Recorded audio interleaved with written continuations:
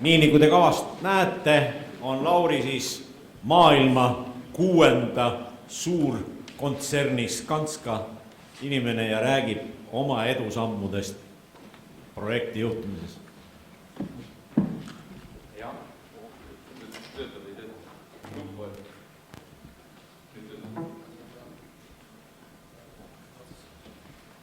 Nii, nüüd töötab. Palun ütle mulle siis 5 minutit enne seda lõppu. Kõva ja selge hääl. Jah, sest see on keeruline olema. Aga natuke kiirelt endast. Et nüüd olen töötanud Skanskas Eestis juba 5 aastat. 4 aastat sellest platsidel olnud, viimane aasta rohkem kontoris istunud, tegelenud või löönud kaasa projekteerimistööde juhtimises. Ja on olnud, ütleme, minu õnn, et olen saanud kaasa lüüa paljudes Skanska sisemistes arendusprojektides. On see siis timmi kasutuselevõtt, on see liin timmitud ehituste põhimõtete toomine Skanskasse või siis energiasäästuga seotud küsimused. Ja täna ma katsun selle 25 minutiga rääkida teile 3 asjast. Et esiteks natuke Skanskast, miks, seal on nagu põhjused, miks me oma tegevussüsteemi uuendame. Teiseks räägin praegusest tegevussüsteemist, mis asi see on üldse, mida me uuendama hakkame.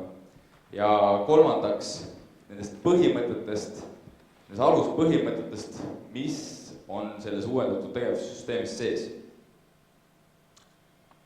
Skanskast, see on meie visioon, see on meie 5.0. See on see, kuhu poole me püüdleme. 0 kahjumlikku projekti, enne kõike läbi riskijuhtimise, 0 keskkonnaõnnetust, 0 tööõnnetust, 0 eetilist rikkumist ja 0 defekti. See on visioon, kuhu poole me püüdleme. Ja enne kui ma Skanskaga edasi lähen, tahaks kasutada võimalust siin teile rääkides ja rääkida sellest kõige tähtsamast, sest 0 tööõnnetust. See on üks päev puhkuse ajal kohvikus tehtud pilt Tallinnas Pärnu maanteel, umbes 5 meetri kõrgusel, ära pääseb aknaid. Ja kahjuks inimesed lähevad mööda, välismaalased seisavad natuke kauem ja vaatavad, oma inimesed ei saa üldse, lähevad lihtsalt mööda. Ja just nädal aega tagasi oli uudis, kuidas Saaremaal 4 meetri kõrguselt tellingutelt kukkus ehitustööline surnuks. No, et sellega asi lõpet. Mingi vend suutis kõrvalt veel mööda ronida, eks ole, turnida selle peale ja teist hakkab pesema minna. Ja kurb on selle asjaolus see, et keegi teenib selle pealt raha ja need ei ole need mehed tegelikult. See on keegi, kes selle hanke võitis, selle aknapesu hanke, ta ei kuluta oma raha tööohutuse peale, vaid ta riskib nende meeste eluga, et nii-öelda ebaausalt raha teenib. Aga see on see, kui meie laseme selle juhtida, ainult siis saab selline asi meie ühiskonnas olla. No, ma selles mõttes midagi targemat ei oskab teha, ma kutsun politsei ja siis seekord see asi lõppes ära, et ma ei tea, kuidas järgmine kord sai ole. Aga see on nagu selge, et see, et me suudame seda olukorda ainult koos parandada. Et üksi me ei tee nagu midagi selles valdkonnas ära. Nii. Meie eesmärgid lähtuvad meie visioonist. Kuidas see on olla liider tööohutuses, rohelise ehitamise vallas, esimene partner kliendile, kes tahab energiasäästvat toonet. Eetilises, riskijuhtimises, meie riskijuhtimine on suures pildis sama, mis ka riigi kinnisvaral. Ja inimeste arendamises, ehitus on puhtalt inimeste äri, eriti peatöövõtt ja kui sul on parimad inimesed, siis saad ka parim ettevõtte olla. Mis on hiljuti muutunud Skanskas või selle aasta alguses? See on meie kutsume seda projektijuhi uueks vastutusmudeliks. No, kui te seda loete, siis küsite, et kas see vastutab. Alati vastutab ju projektijuht projekti kui terviku eest. Aga kahjuks Eesti Skanskas siiamaani ei vastutanud. Et või selgelt, kui vaadata seda ühte protsessi, kus üks projekt algab, lõpeb, siis selgelt olid vahed sees. Oli eelarve pakkumisosakond, kes vastutas pakkumise eest, oli projektijuht, kes vastutas ehituse eest, eks ole. Selgelt võivad seal tekivad sellised hallid alad, polnud konkreetset inimest iga projekti kohta, kes vastutas selle eest algusest lõpuni. ja ilmselgelt tekivad kohad, kus tellija on pärast pahane, et ehitaja tahab kuskilt kokku hoida, eelarveosakond tegi mingisuguseid kärpeid asju, info ei jõua edasi. No, selline mure. Ja kui jama on käes, siis on alati hea näidata kellegi tahapoole näpuga, eks ole, on too ja järgmine eelviimane süüdi, eks ole. Nii, mis me siis nagu tegime? Katsusime need barjäärid maha võtta.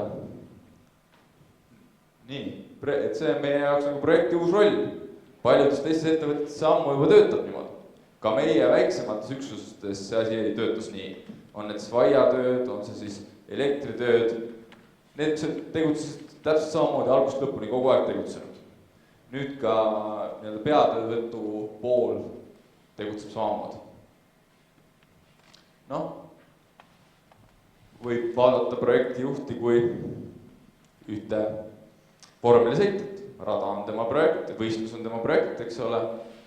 Aeg on piiratud, vormelit tihti tee peal enam vahetada ka ei saa. Ja punkte katkestamise eest ei saa, eks ole. Ja see, kes teda peaks toetama, on ettevõtte tugiteenused. Eelarve pakkumisosakond, finants, IT ja nii edasi. Et kui me seda nagu muudatuse tegime, siis me tekkis küsimus ka, et kas nad siis ikka toetavad, või peab projektijuht igal ühel ikkagi näpuga näitama, et näed, et tee nüüd seda, tee teist ja kolmandat, kas see masinavärk töötab nii, nagu ta peaks. Noh, minu hinnangul praegune tegevussüsteem seda ei toeta. Jõudsimegi teise osa juurde. Siin ta on, see on meie praegune tegevussüsteem, 540 lehekülge paberit.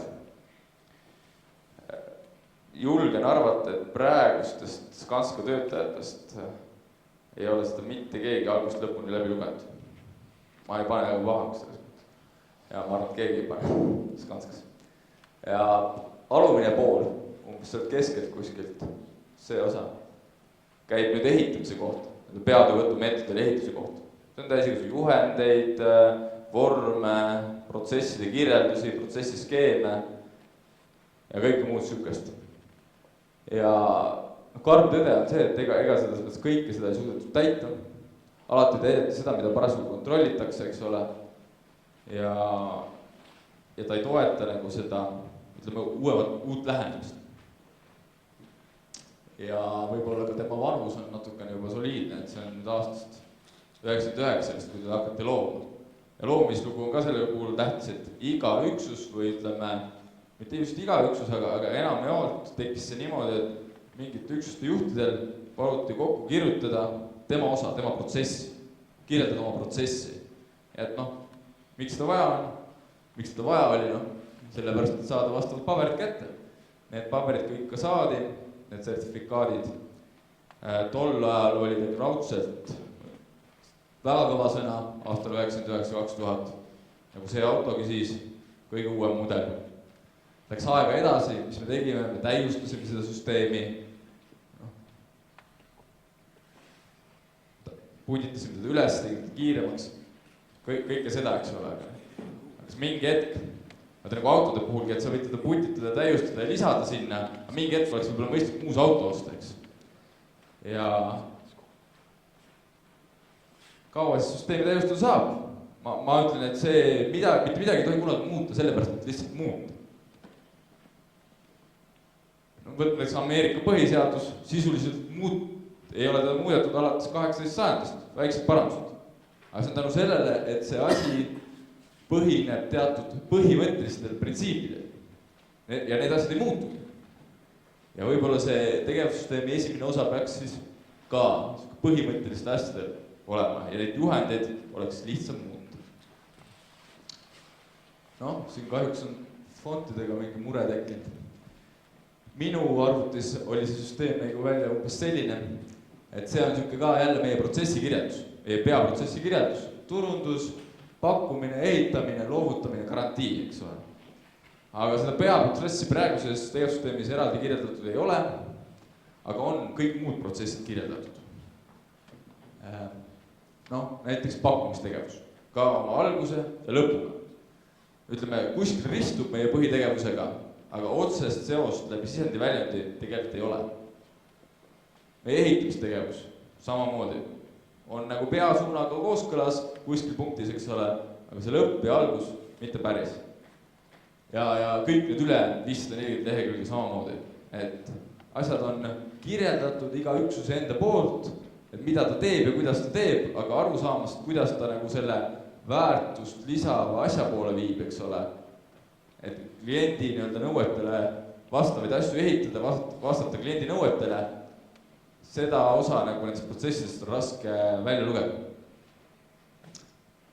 Noh, meil on ka muid rakendusi vahepeal juurde tulnud, aastal 99 e-rakendusi väga palju ei olnud, nüüd on neid juurde tekitatud, igasugused e-arvete süsteemid, projektipanga süsteemid, riskide andmebaasid ja nii edasi.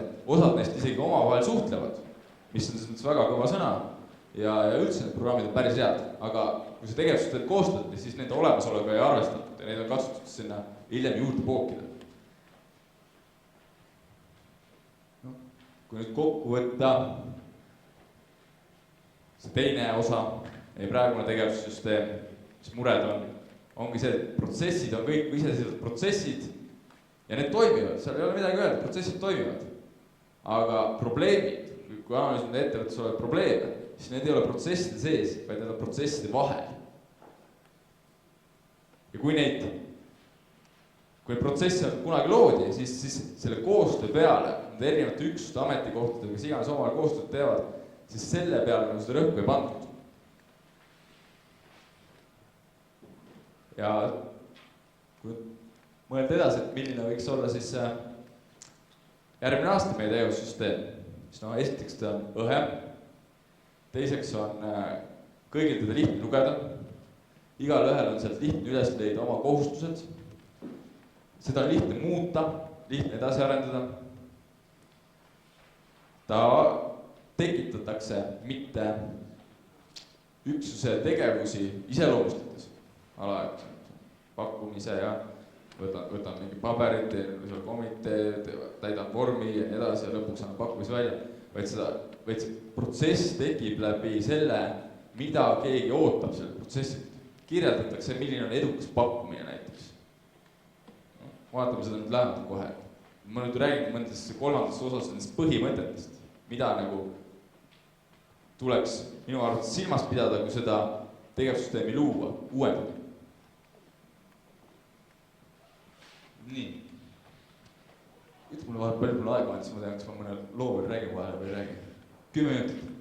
No, siis ma nii loo räägin. Et lennates siit hommikul vara lennukiga Taani poole, edasi Brüsselisse, hommikul hakatakse neid toidupakke välja jagamas. Kui väga vara hommik on, siis enamus keegi söö ka eriti lennukis, eks ole. Ja see samas stewardess siis, eks ole, jagab esimeses reas esimesed pakid laiali ja jõuab sinna teise kolmanda rea juurde ja kui siis hakkavad härrad ütlema, et vabandust, et mul ei ole seal saiakest ja mul ei ole teist asja ja kolmandat asja. Stewardess läheb paanikasse, eks ole, et ei ole jah tõesti, et otsib, siis hakkab kõiki neid lahti tegema ja vaatama ja pooltes ongi pooled puudu. Ja siis tal läheb jube kaua aega, et jõuda need asjadega edasi, sest ta ise vaatab kõiki läbi ja toob kuskilt tagant juurde ja inimesed selgelt ei tagapool ei saa aru, mis toimub, nad mõtlevad lihtsalt, et see stewardess on aeglane ja ei tea, mis muud asjad ja juba on sellist rahulolematust kuulda. Ja suur jama veel see, et kui lõpuks kohale jõuame, siis kolmandik ongi söömata ja inimesed selgelt rahulolematud. Kellega nad on selle stewardessi peal rahulolematud, nad arvavad tema on süüdi, arvavad ta aeglane. Aga jämedalt võib ka öelda nii, et kui meie tellija, meie klient, eks ole, projektijuht on see, kes tarnib talle tulemuse. Aga tema ise on omakorda kliendiks meie näiteks tugiteenusele, näiteks kvaliteediosakonnal. Ja kvaliteediosakonnal ta eeldab samamoodi mingit teenust, et pakkuda lõppkliendile ka väärtust, seda kvaliteeti. Tema eeldus on see, et ta küsib kvaliteediosakonnalt infot, kas tohib mingit materjali kuskil kasutada, kas tohib mingit polti kuskil kasutada, kas keskkonnaklass annab välja, eks ole. Ja ta eeldab, et ta saab seda infot, ta võiks seda saada sama hästi või sama nii, nagu annab projektijuht seda lõppkliendile edasi. et kui see omavaheline koostöö pole määratud, kui ei ole määratud seda, mida tegelikult, kuidas on projektijuht kliendiks kvaliteediosakonnal, mida ta peab edasi andma. Kui neid asju on selgelt määratletud, siis ei saa neid protsesse kujundada, siis ei saa mõõta seda tegevust, kas see kvaliteediosakond saab oma tööga hakkama või ei saa, kui tal ei ole seost selle lõppväärtust lisava protsessiga.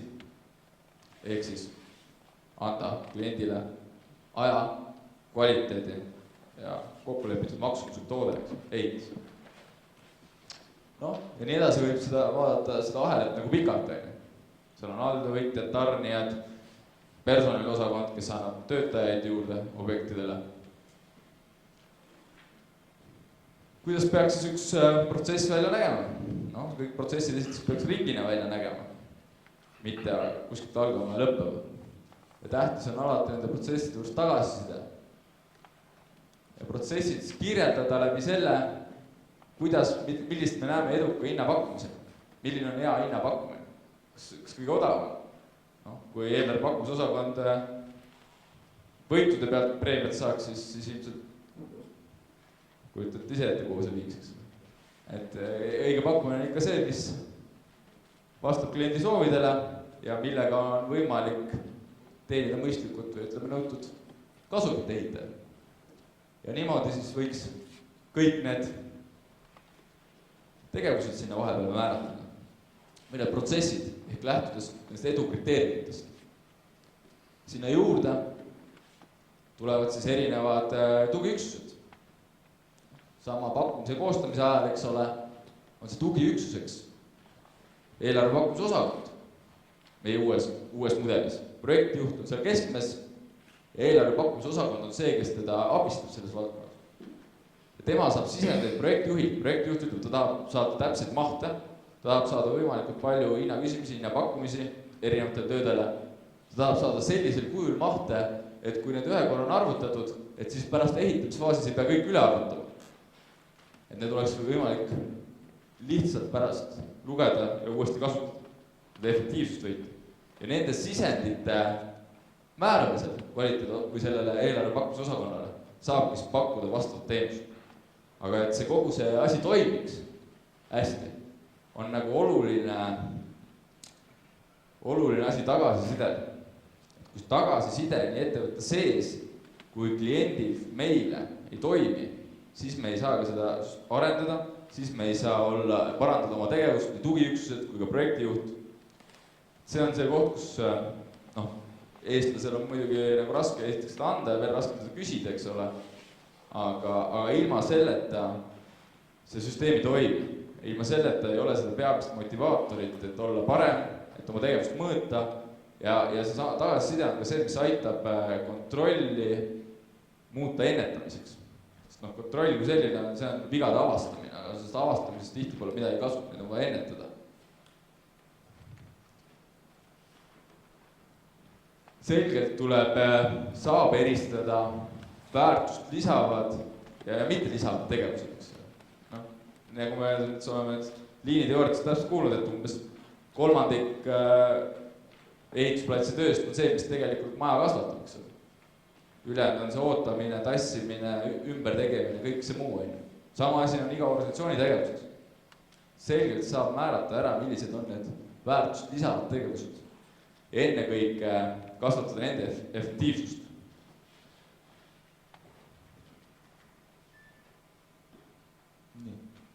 Kes on projektimeeskonna liikmed? See on sama, see on nüüd osa, mis eriti puudutab seda sama integreeritud projekti juhtimist. Et meie tegevussüsteemi vastus on täna sellele see, et projektijuht, vahest ka siis objekti insenerid, tööjuhatajad, suurtematele objektide eelarvestajad ja nii edasi. Aga reaalsus on see, et sellega asi ei piirdu. Et see projekt kui selline, seal meeskond on oluliselt suurem, see ei ole ainult selle ühe ettevõtte töötajad. Seal on omaniku järelevalve, seal on tellija esindajad, tellija.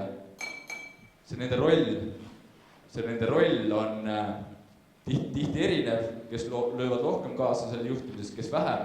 Selgelt on nad olemas ja meie tegevussüsteem peab võimaldama nende panust ära kasutada parema tulemuse nimel.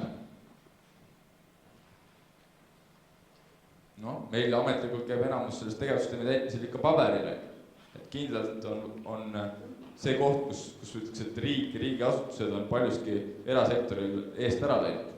Igasuguste digihaiguslugudega ja muude asjadega. Aga ma arvan, et me saame nagu seda kõvasti parandada ja viia selle täitmise mugavamaks ja efektiivsemaks läbi nende võimaluste kasutamise. Nii. Väga hästi jõudsin. Saabki kõige tähtsamate asjade peale võib-olla natukene aeglasemalt nii tööta.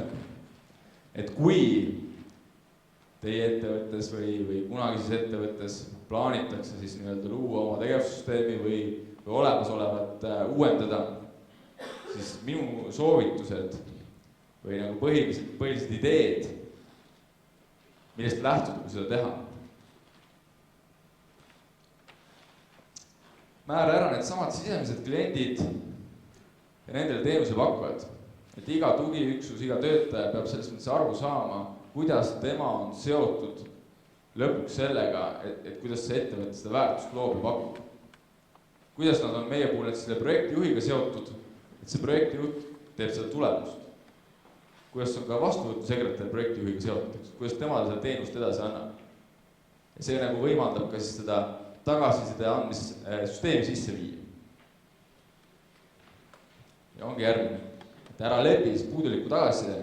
Meil on ka täna tegevussüsteemis tagasiside küsimise süsteem sees, aga reaalne tagasiside, mis me klientidelt saame, on seal umbes 2-3% juures.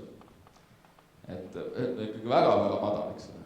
Et selgelt ei ole see mõtet klienti süüdistada, vaid pigem ikkagi ennast, et tuleks rohkem tööd teha, et seda tagasisidet kätte saada. Süsteem peab toetama efektiivsust ja riski maandamist. Enamjaolt, kui need süsteemid luuakse, siis see balanss on hästi paigas. Et on üritatud efektiivsust saavutada ja ka riske maandada. Aga mis nüüd juhtub, kui see süsteemi uuendama hakatakse, on see, et tekib mingi jama. Mingi projekt läheb aia taha, suured rahalised kulud, hakatakse vaatama, otsima põhjusi ja avastatakse, et näed, sükk asi ja sellepärast ole võimalik, et meil pole sükest protsessi sisse seatud. Siis viiakse see protsess sisse ja nii edasi, nii edasi, nii edasi. Aga need täiustused kipuvad tihti olema ainult selle riski maandamise poole peal ja süsteem muutub bürokraatlikuks, mitte efektiivseks. Et tasakaalu hoida nende kahe asja vahel. Keskendu ennetusele, mitte kontrollile. See on üks asi, mida on kindlasti lihtne öelda, aga oluliselt raskem nagu realiseerida. Aga ma ise usun, et see tagasiside võib olla üks, mis aitab rohkem ennetada, mitte avastada probleemi. Ja saab selgelt keskenduda ka väärtust lisavatele tegevustele. Et tegevussüsteemis peab oluline olema eraldatud mitte olulisest. Et pakkumise väljaandmine ei saa olla sama oluline kui mingisuguse kvaliteedi plaani kooskõlastamine. Selgelt üks on oluline kui teine ja see tuleb ka eristada niimoodi. Mitte et kvaliteet ebaoluline oleks, aga ühed asjad on olulisemad kui teised. Täpselt. Aitäh. Kas on küsimusi? Palun, mikrofon. Kalev Rammjalg. Et mul on selline küsimus, et siin nii kõrval tagasiside klientidelt. Kas kliendid on näiteks ka tööprotsessis koostööpartnerid, kaastöötajad ja alltöövõtjad? Uue variandi järgi oleks, praegu on meie tegevussüsteemis ette nähtud ainult klientidelt tagasiside küsimine. Aga teoorias, et süsteem toimiks, et saaks probleemi ennetada, kõigilt nende osaliselt on tagasisidet vaja. Alltöövõtja on üks meeskonna liige, mitte see oligi kostna, et see oli teoorias. Jah, aga praktikas täna nii ei ole. Praktikas meil ei ole tagasisid üldse silditeks öelda. Ja üks täpsustav küsimus veel Kati Kõrbele. Oli just hästi toredasti oli see, et ehitussektoris oli, kuidas on see kladastrer, A on horisontaalsed ja B on vertikaalsed. Ehk mu eelnev küsimus oleks, mõistlik oleks see, et mõiste vertikaalne, see on mingit nagu käsuliini või sellist õhkuv. Et kui on horisontaalne, see on tasapinnaline ja kui on vertikaalne, siis see on ruumiline. Ehk see timmitud ehitus on ka ruumiline ehitamine, kujutlikult. Palun, ulatage Katile mikrofon. See oli ainult selline, mitte küsimus. Väga hea, aga lõunalauas me räägime selle asja sirgeks. Kas on veel küsimusi, Andre? Palun. Juhiksin tähelepanu sellele, et ring on suletud joon. Ja kui siin tuli kõneks vertikaalne ja horisontaalne liikumine, siis selle ühendiks on spiraal. Ehk siit järeldused. Ja teine küsimus, õigemini see oli kommentaar, eelnev. Küsimus on see, kas Skanska on suuteline praegu vastu võtma projekteerijalt tööd digitaalselt, nii nagu siin digiajastule viites oli. Aitäh! Oleme suutelised küll, aga lõpuks võtame ka paberil dokumentatsiooni. Seal on selles mõttes sellised kontrolli küsimused juba, et kui sa saadad ekspertiisi neid asju, siis nad tahavad meil täna ka paberil neid asju saada. Ja kui nad on allkirjastatud, me need üle anname, siis puudub see topeltkontrollimise vajadus. Et kas see, ma ei tea, kui see protsessist aru saate, eks ole, muidu pead välja printima, kõik üle vaatama ja nende veenduma, et see on nagu õige asi, mis sinna kohale jõuab. Aga üldine toimetamine võiks muidugi olla ilma paberita rohkem. Kas on veel küsimusi? Palun, Margus. Ikka veel Margus Tõrmet. Ideeliselt kõlab see ju kenasti, et projektijuht on algusest lõpuni asja juures juba turundustegevuses ja pakkumises ja nii edasi. Paraku elu on näidanud, et 21. sajandil enam väga polufunktsionaalset talupidamisi näiteks ei ole. Et kui talu kasvatab midagi, siis ta kasvatab kas ainult vilja või ainult kartulit või ainult lihaveist või ainult piimakarja. Et tõenäoliselt on sellel mingisugune põhjus. Suure tõenäoliselt on põhjus selles, et kõikides asjades üks või piiratud arv inimesi ei saa olla väga head. Et kas te ei karda mitte kukkuda selle projektijuhi nüüd kõikidesse etappidesse vastutavana kaasamisega tagasi natukene sinna väikefirma tasandile, kus siis projektijuht on varustaja ja spetsialist ja autojuht ja raamatupidaja ja nii edasi. Et kas seda poolt olete kaalunud või kuidas te seda väldite? Aitäh! Esiteks, miks me arvame, et see töötab? Et meil on selline hea lause, et kui Skanska teaks, mida Skanska teab, et olles täpselt maailmas ehitusfirmadest 6, eks ole, siis meil on häid praktikaid üle maailma päris palju. Ja meie kõige edukam üksus, Poola üksus, on see, kes esimest korda selle praktika kasutusele võttis. Olles ka suured kahjumid, olid probleemid vastutusega ja kõige sellega, võeti see siuke vastutusmudel kasutusele aastal 2003. Ja küllalt ka sarnase kultuurilise taustaga kui meie ikkagi, võrreldes soomlaste ja rootslastega, eks ole.